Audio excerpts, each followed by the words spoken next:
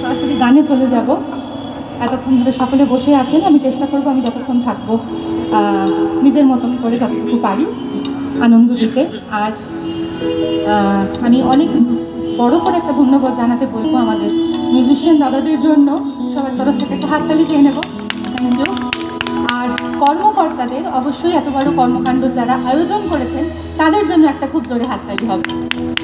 Thank you. প্রথম গান মান্না দের খুব কার্যকরী একটি গান।